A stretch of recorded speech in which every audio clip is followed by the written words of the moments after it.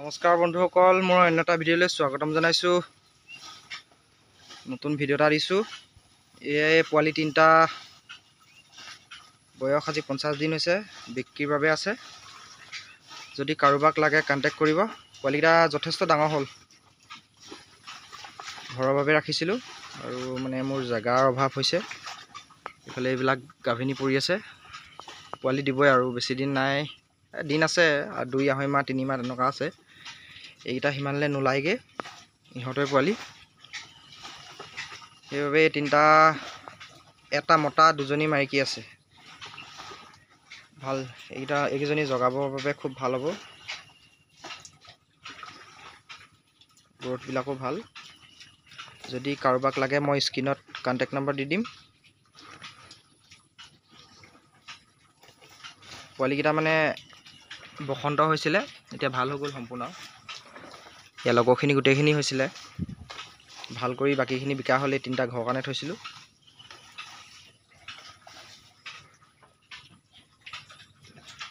পোৱালিবিলাক চাই লওক।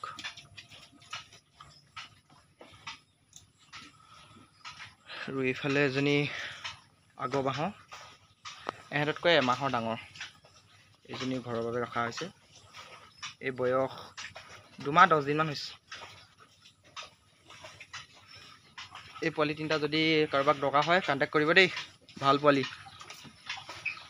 স্ক্ৰীনত নাম্বাৰটো দি দিম। যদি শিৱসাগৰৰ ওচৰে পাঁজৰে কোনোবা হয়, মোৰ ঘৰ শিৱসাগৰ ডিষ্ট্ৰিক্ট।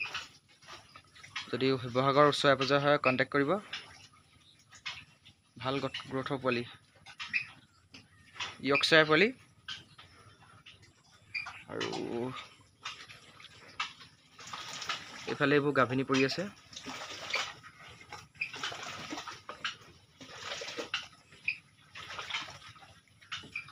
এহেঁতৰ বয়স 55 দিনমান হ'ল, 55 ডেইজমান হ'ল। সেইবাবে যথেষ্ট ডাঙৰ হৈ আছে পোৱালিকেইটা। কেমেৰাত অলপ সৰু আহিব পাৰে। যদি হয় এইকেইদিনতে কণ্টেক্ট কৰক। আৰু যদি বেছি দিন হৈ যায় মই নিজে ৰাখি ল'ম আৰু, উপায়টো নাই। বাই বাই, ধন্যবাদ।